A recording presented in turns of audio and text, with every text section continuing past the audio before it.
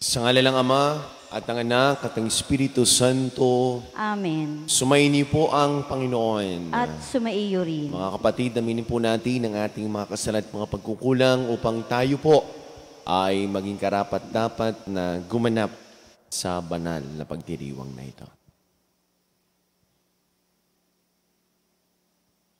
Inaamin ko sa makapangyarihang Diyos at sa inyo mga kapatid, na lubha ko nagkasala sa isip, sa salita at sa gawa, at sa aking pagkukulang. Kaya isinasamo ko sa mahal na Birheng Maria, sa lahat ng mga anghel at mga banal, at sa inyo mga kapatid, na ako'y ipanalangin sa Panginoong ating Diyos. Gawan po tayo ng makapangyarihang Diyos, patawarin po tayo sa ating mga kasalanan, patubayan po tayo sa buhay na walang hanggan. Amen. Panginoon, kaawaan mo kami. Panginoon, kaawaan mo kami. Kristo, kaawaan mo kami. Kristo, kaawaan mo kami. Panginoon, kaawaan mo kami. Panginoon, kaawaan mo kami. Manalangin po tayo.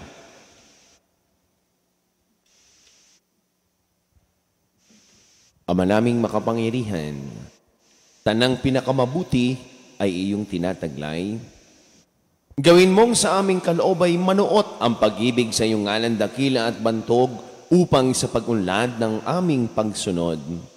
Sa pananampalatayang iyong ipinagkaloob, mapagyaman mo ang kabutihang iyong inihandog at ang iyong pinagyaman ay mapanatili mong lubos sa iyong pagsubaybay sa amin at pagkupkop.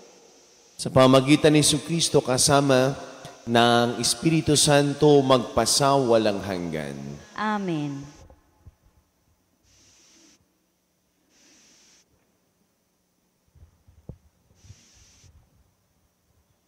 Pagbasa mula sa unang sulat ni Apostol San Pablo sa mga taga-Korinto. Mga kapatid, nasasaliksik ng Espiritu ang lahat ng bagay, maging ang pinakamalalim na panukala ng Diyos. Walang nakaalam sa iniisip ng isang tao, maliban sa kanyang sariling espiritu. Gayon din naman, walang nakakaalam sa mga iniisip ng Diyos, maliban sa espiritu ng Diyos. Hindi ang espiritu ng sanlibutan, kundi ang espiritu ng Diyos ang tinanggap natin upang ating maunawaan ang mga kaloob niya sa atin. Sa mga nagtataglay ng Espiritu, ang ipinaliliwanag namin mga katotohanang espiritual, mga pananalitang turo ng Espiritu, at hindi ayon sa karunungan ng tao ang ginagamit namin. Sapagkat ang taong di nagtataglay ng Espiritu ay ayaw tumanggap ng mga kaloob mula sa Espiritu ng Diyos. Para sa kanila, kahangalan ang mga iyon at di nila nauunawaan, sapagkat ang mga bagay na espiritual ay mauunawaan lamang sa paraang espiritual.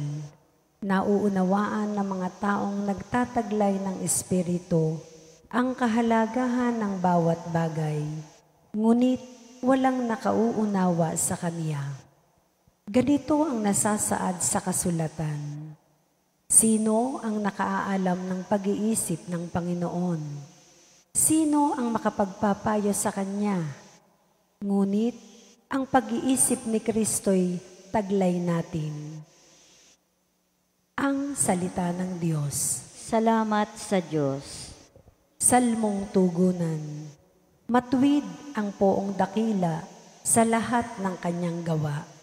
Matuwid ang poong dakila sa lahat ng kanyang gawa. Ang Panginoong Diyos ay puspos ng pag-ibig at lipos ng habag. Banayad magalit, ang pag-ibig niya'y hindi kumukupas. Siya ay mabuti at kahit kanino'y hindi nagtatangi. Sa kanyang nilikha, ang pagtingin niya ay mamamalagi. Matuwid ang poong dakila sa lahat ng kanyang gawa. Magpupuring lahat sa iyo, O Panginoon, ang iyong nilalang. Lahat mong nilikha ay pupurihin ka't pasasalamatan. Babanggitin nilang tunay na dakila ang iyong kaharian at ibabalitang tunay kang dakilat makapangyarihan. Matuwid ang poong dakila sa lahat ng kanyang gawa. Dakila mong gawain upang matalastas ng lahat ng tao. Mababatid nila ang kadakilaan ng paghahari mo. Ang paghahari mo'y sadyang walang hanggan, hindi magbabago. Matuwid ang poong dakila sa lahat ng kanyang gawa. Di ka bibiguin sa mga pangako, pagkat ang Diyos ay tapat. Ang kanyang ginawa, kahit ano ito, ay mabuting lahat. Siya'y tumutulong sa lahat ng tao na may suliranin. Yaong inaapi, inaalis niya sa pagkagupiling. Matuwid ang poong dakila sa lahat ng kanyang gawa.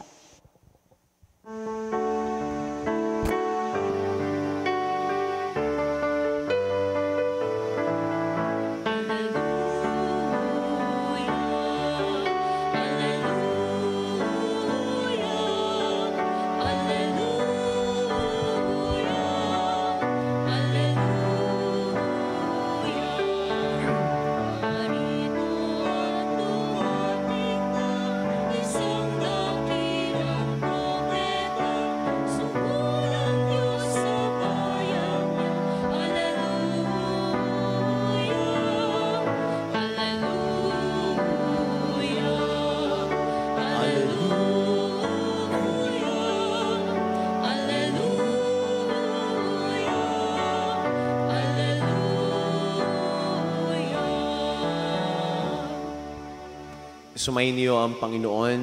At sumaiyo rin. Ang mabuting balita ng Panginoon ayon kay San Lucas. Papuri sa iyo, Panginoon. Noong panahon ngayon, nagpunta si Jesus sa Capernaum, Galilea. Nagturo siya sa mga tao ng araw ng pamahinga at nagtaka sila sa kanyang pagtuturo sapagkat may kapangyarihan kung siya ay magsalita. Naroon sa sinagoga ang isang lalaking inaalihan ng demonyo o isang masamang espiritu. Sumigaw siya ng malakas. Ano ang pakialam mo sa amin, Jesus na taga Nazaret? Naparito ka ba upang puksain kami? Alam ko kung sino ka. Ikaw ang banal ng Diyos. Subalit pinagwikaan siya ni Jesus. Tumahimik ka. Lumayas ka sa taong iyan. At sa harapan ng lahat, ang tao'y inilugmok ng demonyo at iniwan ng hindi man lamang sinaktan. Nanggilala silang lahat at nagsabi sa isa't isa, anong uri ng pangungusap ito? Makapangyarihan at mabisa. Pinalalayas niya ang masasamang espiritu at sumusunod naman sila. At kumalat ang balita tungkol kay Jesus sa buong lupaing iyon.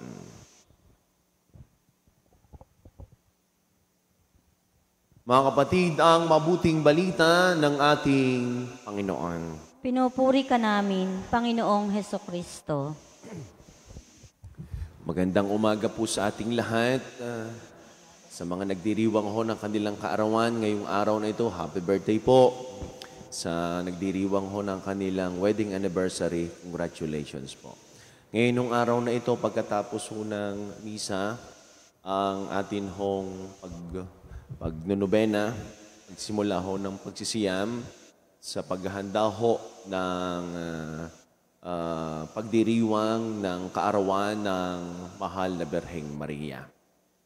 Sa atinong Ebanghelyo, narinig po natin ang pagpapalayas ni Jesus sa isang tao na inaalihan ng demonyo. At dito makikita natin na ang ating Panginoong Jesus ay hindi judgmental. Bakit ho?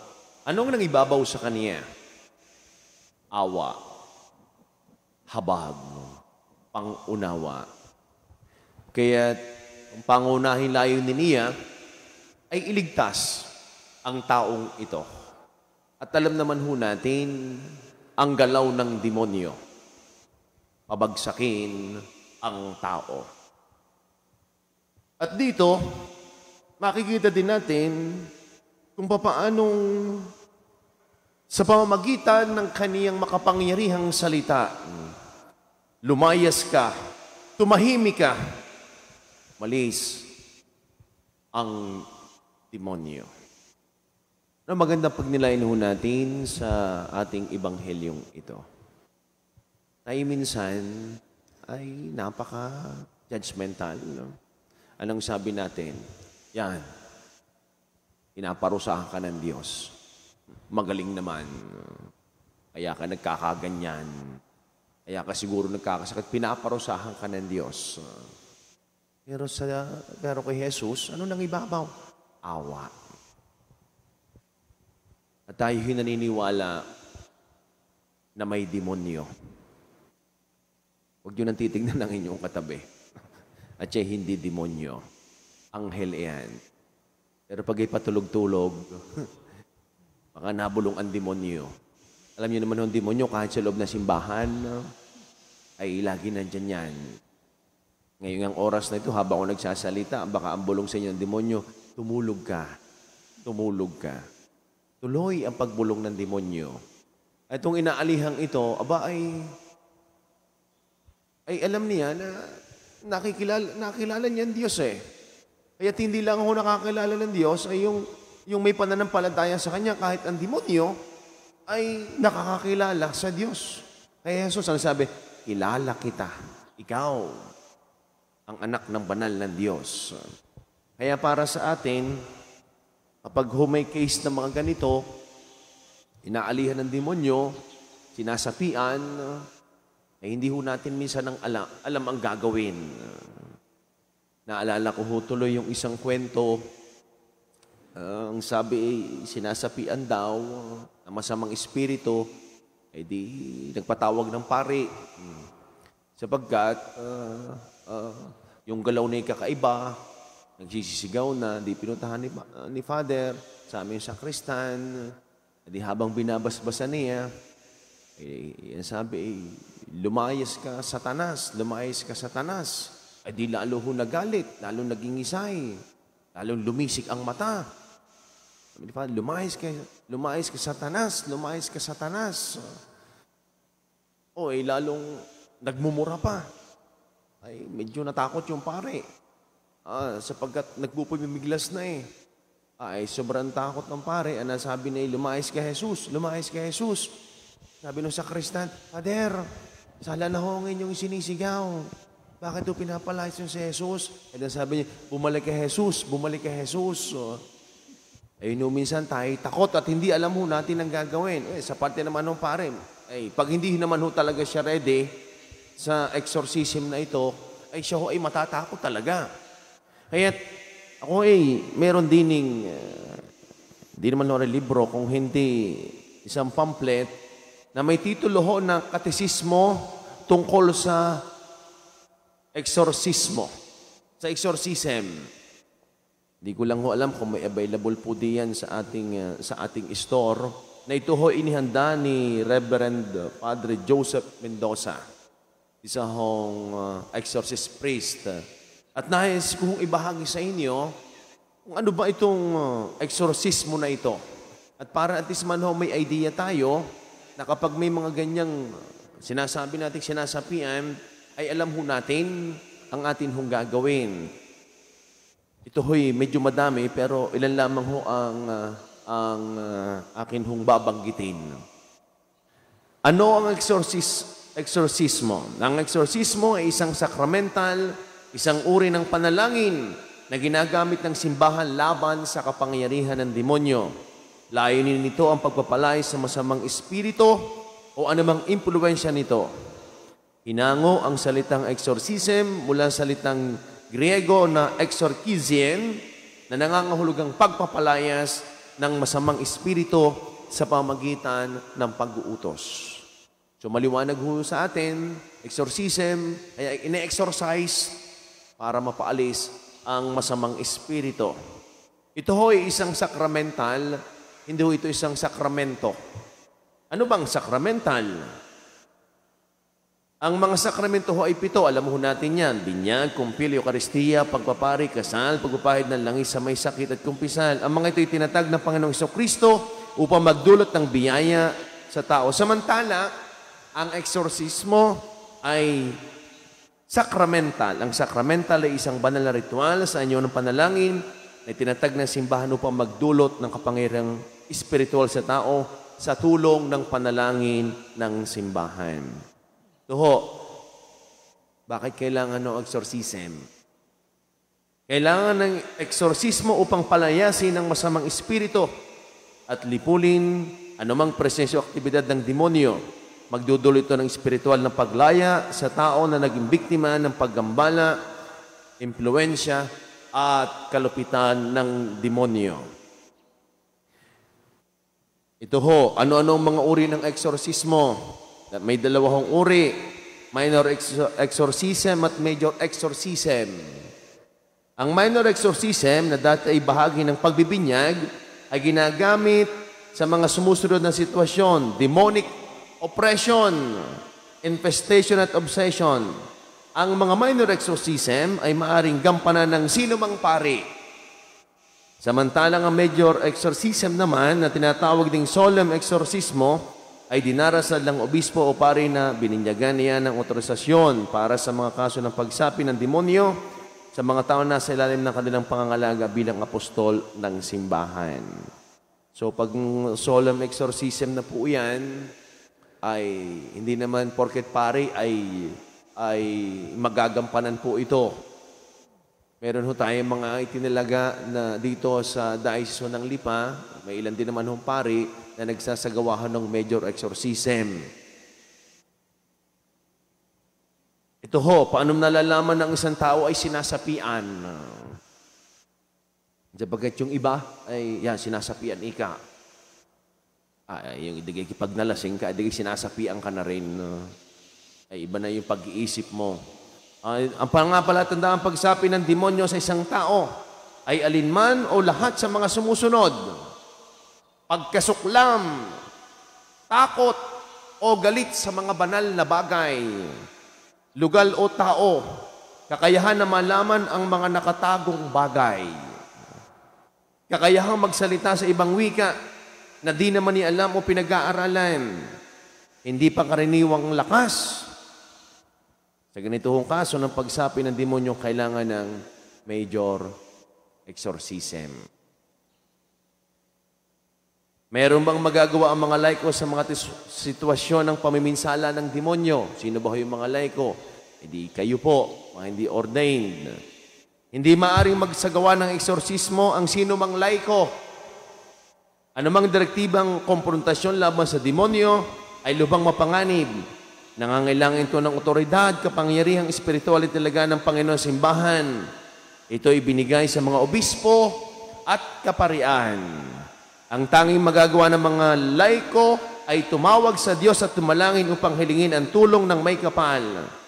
Makatutulong ang pagdalangin sa mahal na birhen at mga banal, lalo na ang pagdarasal ng rosaryo. Maaring mag-pray over ang magulang sa kanyang anak kung biktima ito, uguro sa kanyang estudyante. Maaring dasalin ang piling panalangin para sa laiko sa mga sandali ng di pa karaniwang pamiminsala ng demonyo. Kung hindi nila magagampanan ito, mainam ho na sumangguni sa pari. Ano magagawa natin? Magagawa ninyo? Ipe-pray over po.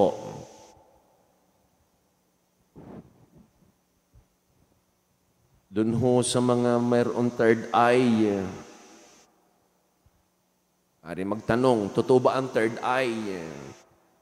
Hindi ko lang ho alam kung nasa itong third eye Kung nasa likod, kung nasa taas na, kung nasa noo. Ito ho, totoo ang tinatawag na third eye. Ang pagkakaroon nito ay kaloob ng masamang espiritu. Sa ganitong paraan ng pagkakaroon ng kakayahan ng isang tao na makita ang mundo ng lagim na hindi normal, na nakikita ng ibang tao. Maaring mahulugan ito ng pagsapi ng demonyo sapagkat ang third eye ay kanyang pinoprotektahan upang mapanatili ang taong mayroon ito sa ilalim ng kanyang impluensya at sa mga nais ipakita upang maghasik ng takot at pangamba. Kinakailangan na maipasara ang third eye sa pamamagitan ng eksorsismo. Merong nakalaan na ritual ang simbahan para sa ganitong kaso. Alam naman ho natin yung may third eye, may mga nakikita na hindi naman ho natin nakikita. At ito nakakatakot. Pero yung iba naman ho ay hindi na ho talaga natatakot at parang normal sa kanila. May pagsasagawa ho ng ritual diyan para ho maisara. Marami pa ho mga katanungan dito. Ay baka tayo abutin ng almusal. Ay kung kayo may pagkakataon na makapag-provide ho ng... Maganda ho ito, yung katisismo tungkol sa eksorsismo. Abanggit ko ito sapagkat ito ang hamon ng ating ebanghelyo. Si Jesus ay tunay nagpapalayas ng demonyo. At hindi lang naman sa mga extraordinary bagay. Kapag ikaw ho ay laging nagsasalita ng masama't laging galit, baka kung hindi sinasapian na rin masamang demonyo. Kung ang tingin mo sa iyong asawa ay demonyo, laging na kayo magagalit sa bahay. Alam mo ninyo, sa bahay, pag wala na hong kapayapaan at lagi nag-away-away, ay yan ho ang gustong-gusto ng demonyo.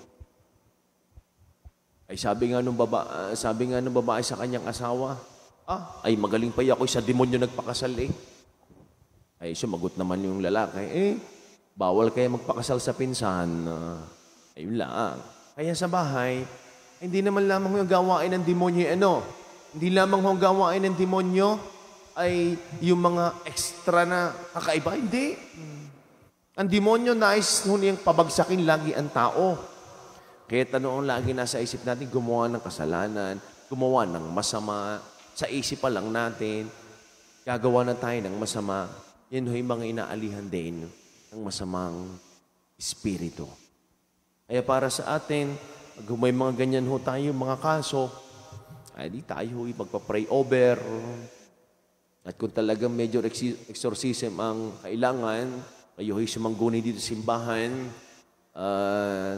para humapayuhan kung ano ang tamang dapat gawin. At may turo din naman ho sa kinaukulan sa mga pari na mag-exorcise. Sa atin, wala pa naman ho talaga na ganyan na major exorcism ay pinakamahalaga ho talaga. Tulad nga ho na nabanggit dito, ang atin hong mga pananalangin.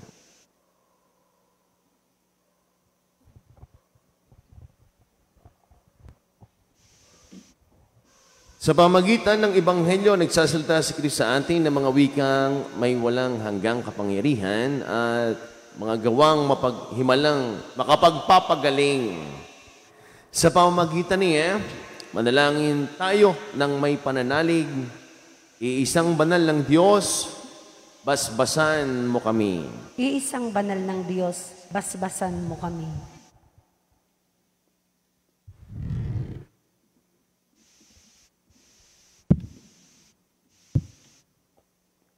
Ang simbahan, naway patuloy na ituro ang katotohanan ni Kristo at tuligsain ang mga kasamaan sa ating panahon. Manalangin tayo sa Panginoon. Iisang banal ng Diyos, basbasan mo kami. Ang mga pinuno ng mundo, naway itaguyod ang kabutihan sa kanilang gobyerno at maging masidhi sila sa pagpuksa ng kasamaan sa kanilang mga lipunan na kanilang sinumpaang paglingkuran. Manalangin tayo sa Panginoon. Iisang banal ng Diyos, basbasan mo kami. Tayo naway hindi manghinawa sa ating pananalangin upang hindi manaig ang mga masasamang espiritu sa ating buhay. Manalangin tayo sa Panginoon. Iisang banal ng Diyos, basbasan mo kami. Ang mga may sakit at mga nagdurusa, naway mapalaya sa kanilang mga paghihirap. Manalangin tayo sa Panginoon. Iisang banal ng Diyos, basbasan mo kami. Ang mga tapat na yumao, naway masiyahan sa pagsikat ng liwanag ng buhay na walang hanggan. Manalangin tayo sa Panginoon. Iisang banal ng Diyos, basbasan mo kami.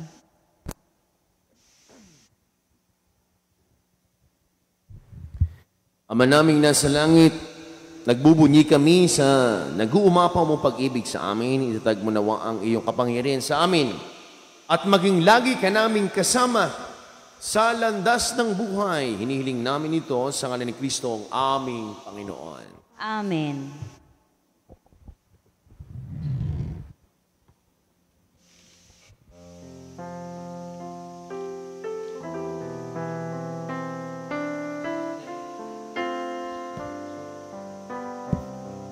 Puri-puri ka, Diyos.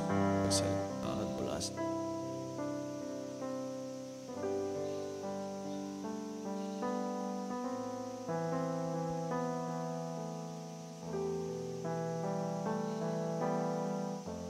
puri-puri ka, Diyos.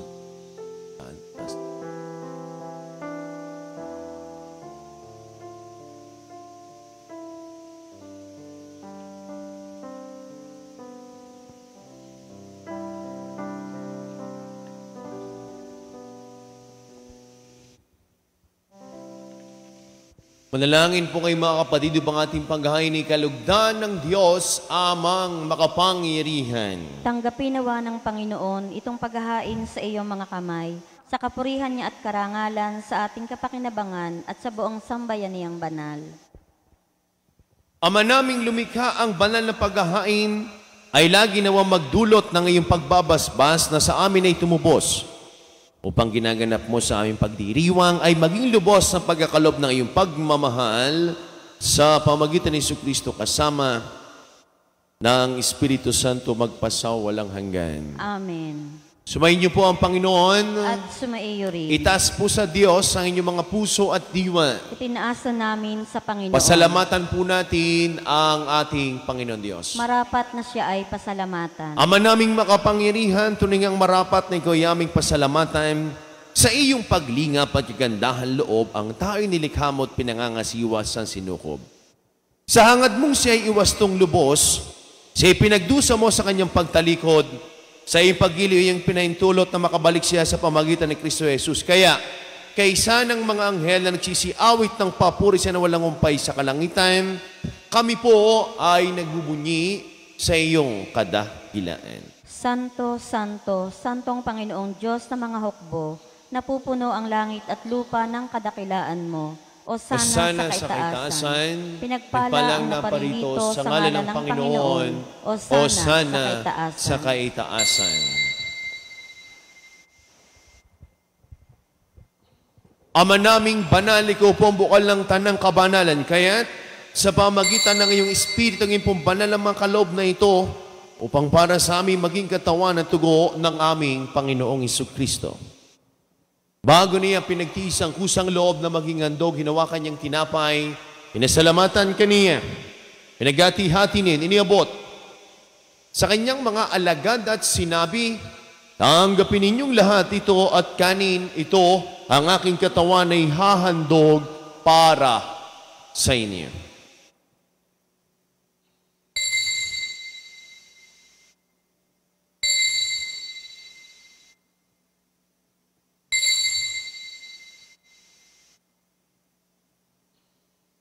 Gayon din naman, nung matapos ang hapunan, hinawakan niyang kalis, muli kaniyang pinasalamatan, inabot niyang kalis sa kanyang mga alagad at sinabi, tanggapin ninyong lahat ito at inumin ito ang kalis ng aking dugo ng bago at wala hanggang tipan, ang aking dugo na ibubus para sa inyo para sa lahat. Sa pagpapatawad ng mga kasalanan, gawin niyo ito sa pag-alaala sa akin.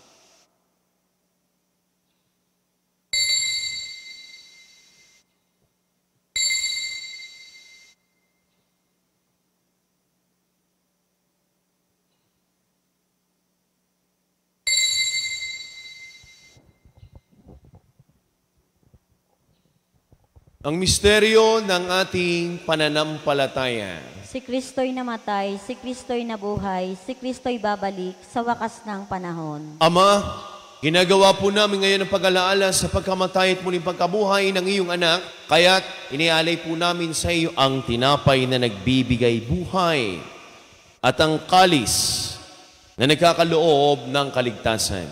Kami po ay nagpapasalamat dahil kami ay yung minarapat at tumayo sa harap mo para maglingkod sa iyo. Sinasamo po namin kami magkakasalo-salo sa katawan at tugon ni Kristo, mabuklod sa pagkakaisa sa pamagitan ng Espiritu Santo. Ama, lingapin mo yung simbahang laganap sa buong daigdig. Puspusin mo kami sa iyong pag-ibig.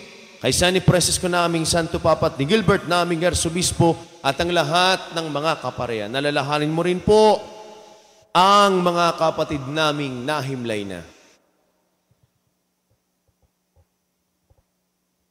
Nang may pag-asang sila'y muling mabubuhay, gayon din ang lahat ng mga pumanaw, kaawaan mo po sila patuloyin sa iyong kaliwanagan. Kaawaan mo po at pagindapatin kaming lahat na makasalo sa iyong buhay na walang wakas. Kaysa ng mahal na Birheng Maria, Ina ng Diyos, ni Poong San Jose na ating dibong patron, kaysa ng lahat ng mga apostol, San Jose Marelo, at ng lahat ng mga banal, na namuhay dito sa daigdig ng kalugod-lugod sa iyo. May pagdiwang nawa po namin ang pagpupuri sa kararangal mo sa pamamagitan ng anak na aming Panginoong Heso Kristo.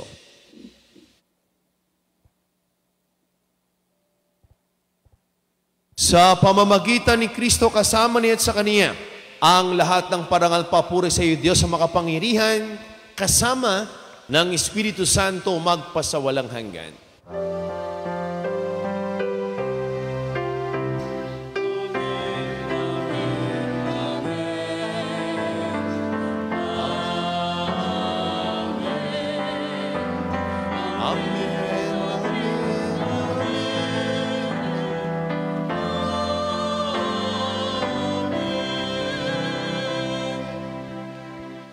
Sama-sama po nating awitin na may kababa ng loob at lakas ng loob ang panalangin tinuro sa atin ng ating Panginoong Heso Kristo.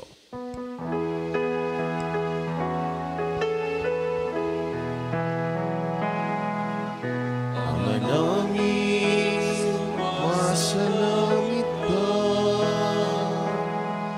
sambahin ang ngalan mo.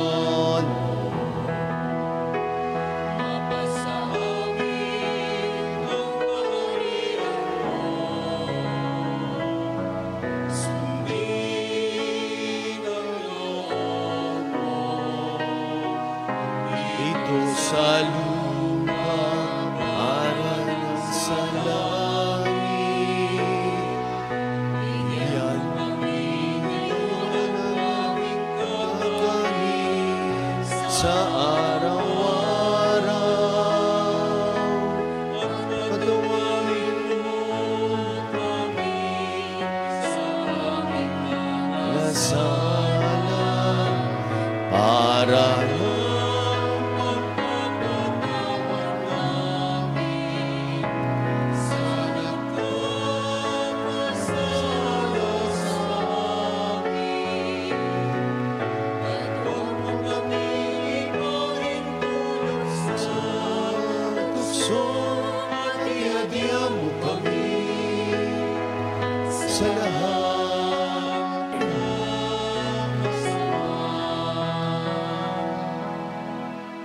iniling po namin kami adiya sa lahat ng masama, pagkalooban po ng kapayapaan, araw-araw ligtas sa kasalanan at ilayo sa lahat ng kapahamakan. Samantalang aming pinananabikan ang dakilang araw ng pagpapahayag ng tagapagligtas naming si Heso Kristo. Sapagkat iyo ang kaharian at ang kapangyarihan at ang kapurihan magpakailanman. Amen. Panginoong Jesucristo, sinabi mo sa iyong mga apostol, kapayapaan ang iniiwan ko sa inyo, ang aking kapayapaan ang ibinibigay ko sa inyo. Tungayan mo po ang aming pananampalataya at ang aming mga pagkakasala. Pagkaloob po kami ng kapayapaan at pagkakaisa ayon sa iyong kalooban, kasama ng Espiritu Santo, magpasawalang hanggan. Amen. Ang kapayapaan po ng Panginoon ay lagi nang sumainyo. At sumaiyo rin. Magbigayin po kayo ng kapayapaan sa bawat isa. Peace be with you po. Kordero ng Diyos sa nag-aalis ng mga kasalanan ng sanlibutan, maawa ka sa amin. Kordero ng Diyos sa nag-aalis ng mga kasalanan ng sanlibutan, maawa ka sa amin. Kordero ng Diyos na nag-aalis sa mga kasalanan ng sanlibutan, ipagkaloob mo sa amin ang kapayapaan.